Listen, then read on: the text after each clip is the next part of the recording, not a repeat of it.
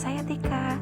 Di sini saya akan menjelaskan tentang upaya menjaga keseimbangan dan pelestarian sumber daya alam di lingkungan sekitar.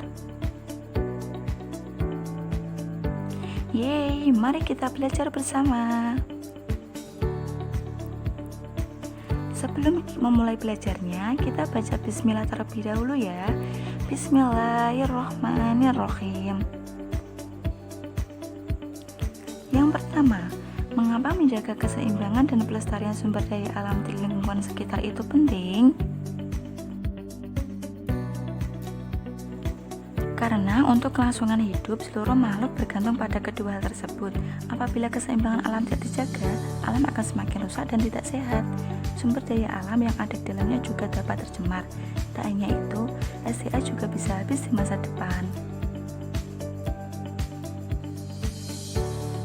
Sekarang, bagaimana cara menjaga dan melestarikannya?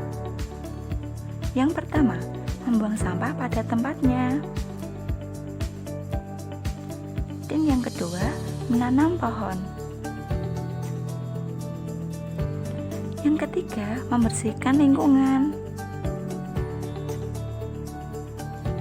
Yang keempat, menghemat air. Itulah sebagian cara untuk menjaga dan melestarikannya. Berikut dampak jika kita tidak menjaga dan melestarikannya. Yang pertama, banjir. Banjir biasanya disebabkan oleh sampah menggunung di sungai yang menjadikan aliran sungai tidak lancar. Yang kedua, pembakaran hutan. Pembakaran hutan biasanya disebabkan oleh ulah manusia yang membutuhkan lahan untuk pembuatan pabrik. Yang ketiga, pencemaran lingkungan.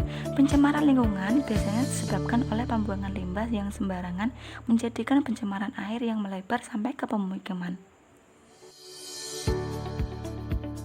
Yang keempat, global warming.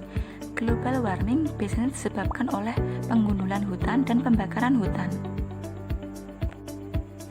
Sebelum kita lanjut ke materi berikutnya, setelah membahas materi yang sudah kita pelajari, apakah kalian tahu sumber daya alam itu apa?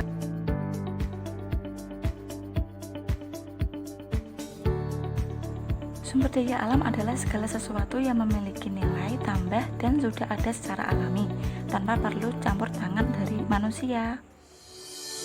Sekarang kita lanjut ke materi berikutnya, yaitu jenis-jenis sumber daya alam. Jenis-jenis sumber daya alam dibagi menjadi 3, yaitu 1 berdasarkan sifat kelestariannya, 2 berdasarkan jenis, 3 berdasarkan penggunaan. Yang pertama, berdasarkan sifat kelestariannya. Ada 3, yaitu sumber daya alam yang dapat diperbaharui, sumber daya alam yang tidak dapat diperbaharui, sumber daya alam yang tidak akan habis.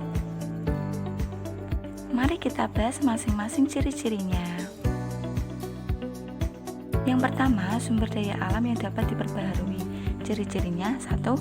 Sumber daya alam tidak akan habis karena dapat diproduksi kembali.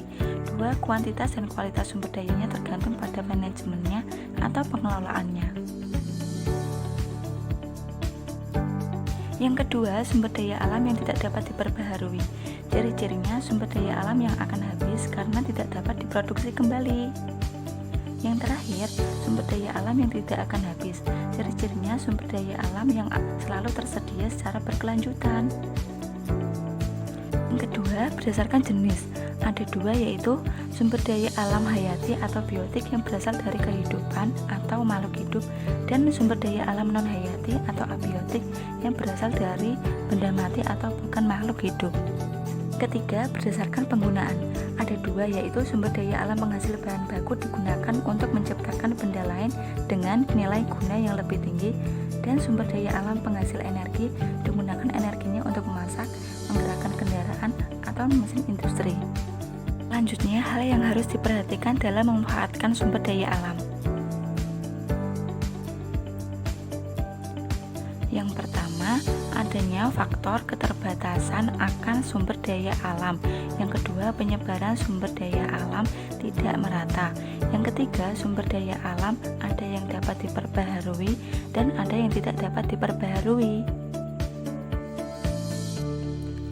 Nah, setelah kalian mempelajari semuanya, apakah kalian tahu apa saja yang dapat merusak sumber daya alam? Yang pertama, penebangan pohon secara liar. Yang kedua, menangkap ikan dengan bahan peledak. Dan yang ketiga, membuang sampah sembarangan. Dan masih banyak lagi. Itulah materi untuk hari ini. Terima kasih. Sampai jumpa.